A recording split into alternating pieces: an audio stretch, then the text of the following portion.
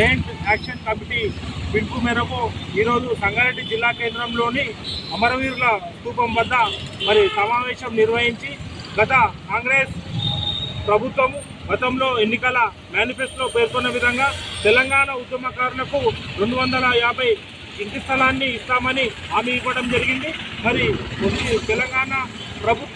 తెలంగాణలో కాంగ్రెస్ ప్రభుత్వం వచ్చి దాదాపు సంవత్సరం దగ్గరికి వస్తున్నా ఇప్పటి వరకు మరి అమలు కాలేదు. మరి తెలంగాణ ఉద్యమకారులకు ఇచ్చిన హామీని అమలు చేయలేదు.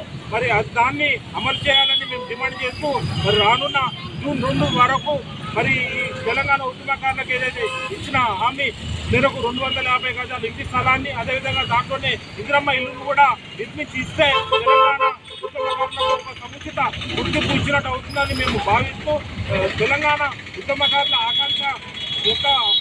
ఆకాంక్షలను గౌరవించాలని తెలంగాణ ప్రభుత్వాన్ని ముఖ్యమంత్రి రేవంత్ రెడ్డి గారిని తెలంగాణ జేఏసీ పక్షాన మరి డిమాండ్ చేస్తున్నాం. ఎందుకంటే తెలంగాణ ఉద్యమంలో సబ్బండ వర్ణాలు సకల జనుల సమ్మెలో పాల్గొని ఉద్యోగ కార్మిక కర్షక కులవృత్తులు ఎంతో మంది మరి ఈ ఉద్యమం పాల్గొని మరి ఎంతో మరి ఆస్తి నష్టం అదేవిధంగా మరి ఉద్యోగ ఉపాధిలో కూడా నష్టం త్యాగాలు చేసింది. కాబట్టి మనందరికీ సముచిత న్యాయం చేయాలి. తెలంగాణ ఉద్యమకారులు వందల సంఖ్యలో మరి సంగారెడ్డి జిల్లాలో ఉన్నారు కాబట్టి మనందరికీ న్యాయం చేయాలి. దీన్ని తప్పకుండా కోదండరామ్ సార్ గారు మరి సీనియర్ తెలంగాణ ఉద్యమకారునిగా మిగతా జిల్లాలలో నుంచి డిమాండ్ కూడా వస్తున్న తరుణంలో తప్పకుండా రాష్ట్ర ప్రభుత్వం మీద ఒత్తిడి తెచ్చి మరి తెలంగాణ ఉద్యమకారులకు ఏదైతే గతంలో ఇచ్చిన హామీ మేరకు 250 గజాల ఇంటి స్థలాన్ని అదేవిధంగా ఇందిరమ్మ ఇల్లును కూడా మంజూరు చేసే విధంగా తగిన చర్యలు తీసుకోవాలని తెలంగాణ ఉద్యమకారుల పక్షాన జేఏసీ